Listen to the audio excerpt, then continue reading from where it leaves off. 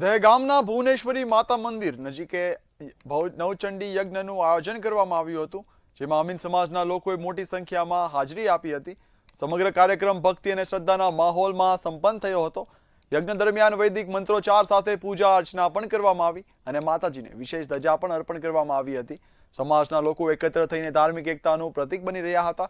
કાર્યક્રમ દરમિયાન સમગ્ર વ્યવસ્થા સુચારુ રીતે સંચાલિત કરવામાં આવી હતી અને તમામ લોકોએ શ્રદ્ધાપૂર્વક ભાગ લીધો હતો। આમ દહેગામમાં આયોજિત આ ધાર્મિક કાર્યક્રમ સમાજમાં એકતા અને આસ્થા બંનેને મજબૂત બનાવે છે।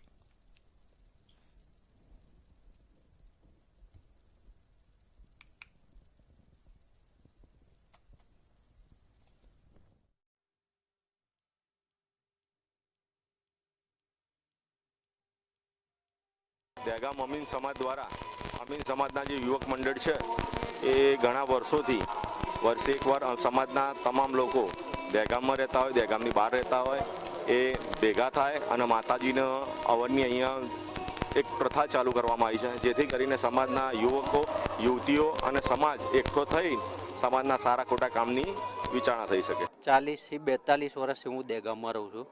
આ નવચંડી યજ્ઞ અમે કેટલાય ટાઈમથી કરતા હતા। વચ્ચે કોરોના સમયમાં થોડો ટાઈમ બંધ થઈ ગયું, ફરીથી પાછું આયોજન કરવામાં આવ્યું છે। બધા અમીન યુવક મંડળના છોકરાઓ એકબીજા સાથે મળીને આ આયોજન કરેલ છે આ વખતે।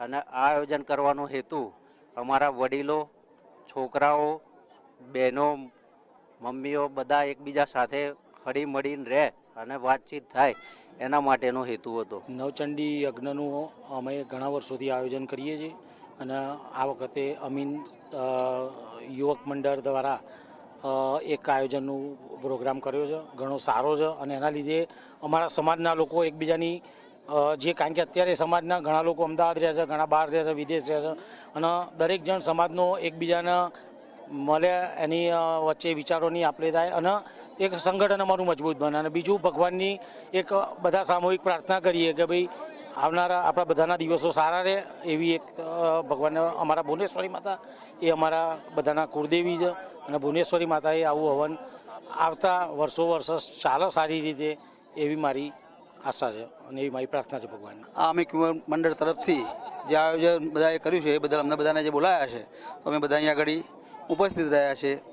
જે અમીન સમાજ દ્વારા આજે ભુવનેશ્વરી માતાના પટાણગઢની અંદર જે હવનનું આયોજન કરવામાં આવ્યું છે અને નવયુવાનો દ્વારા જે આખું એક સરસ મજાનો સમાજ ભેગો કરવાની અંદર જે લોકોનો ઉત્સાહ અને ઉમંગ જોઈ અને સમાજના દરેકે દરેક દહેગામમાં રહેતા અને દહેગામની બહાર રહેતા તમામે તમામ લોકો આજે અહીંયા આગળ એકત્રિત થયા અને એકબીજાથી પરિચિત થયા। 473 ઘરનો આજે અમીનવાડો, પણ અમીનવાડાની અંદર લગભગ 50 થી 60 જણા રહે છે, પણ આજે 473 ઘર અહીંયા આગળ ભેગા થયા છે।